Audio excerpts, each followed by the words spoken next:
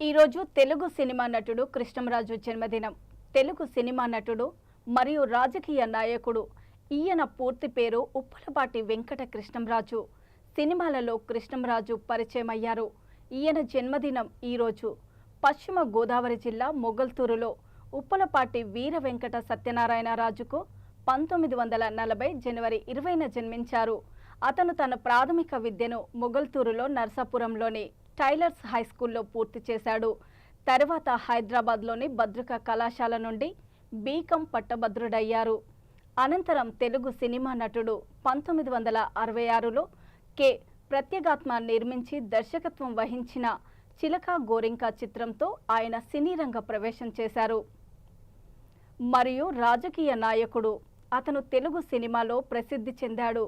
అతని తిరుగుబాటు నటనా శైలికి రెబల్ స్టార్గా విస్తృతంగా ప్రసిద్ధి చెందాడు.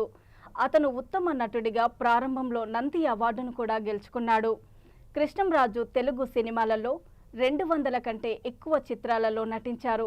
1966లో కె. ప్రత్యేగాత్మ నిర్మించి దర్శకత్వం వహించిన సినిమాలలో కృష్ణంరాజు 5 ఫిల్మ్ఫేర్ అవార్డ్స్, సౌత్ 3 రాష్ట్ర నంది అవార్డులను గెలుచుకున్నారు. కృష్ణంరాజు క్రియాశీల రాజకీయవేత్త. అతను ఉత్తమ నటుడిగా ప్రారంభంలో నంది అవార్డును కూడా గెలుచుకున్నారు. అతని తిరుగుబాటు నటనా శైలికి రెబల్ స్టార్గా విస్తృతంగా ప్రసిద్ధి చెందారు. కృష్ణంరాజు మొదట సీతాదేవిని వివాహం చేసుకున్నాడు. ఆమె మరణించింది. అతను 1996లో శ్యామలాదేవిని వివాహం చేసుకున్నారు. వీరికి 3 కుమార్తెలు కూడా ఉన్నారు.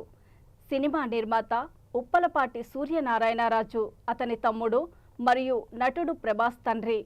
కృష్ణంరాజు ప్రభాస్కి పెద్ద తండ్రి. అతనికి మేనల్లుడు కూడా ఉన్నారు. అతడు సిద్ధార్థ్ రాజ్. సిద్ధార్థ్ రాజ్ కుమార్ కెరటం మూవీ 2011 సంవత్సరంలో తొలిసారిగా నటించాడు. శ్రీకృష్ణ అవతారం 1967 సంవత్సరము. నటులు ఎన్టీ రామారావు మరియు అక్కినేని నాగేశ్వరరావు.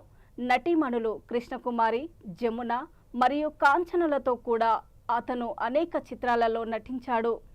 నేనంటే నేనే చిత్రంలో కాంచనతో కలిసి కృష్ణంరాజు నటించారు. 1992 సంవత్సరంలో నరసాపురం నుంచి కాంగ్రెస్ టికెట్పై పోటీ చేసి విఫలమయ్యారు.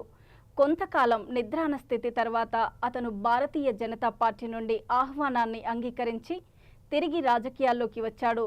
1998 సంవత్సరం లోక్సభ ఎన్నికల్లో కాకినాడ నుంచి గెలుపొందారు. అతను 1,65,000 ఓట్లకు పైగా భారీ మెజారిటీతో రికార్డు సృష్టించాడు. ఆంధ్రప్రదేశ్లోని ఇతర నియోజకవర్గాలతో పోల్చితే ఆయనకు కేంద్రంలో బెర్త్ ఖాయమైన గరిష్ట మెజారిటీది.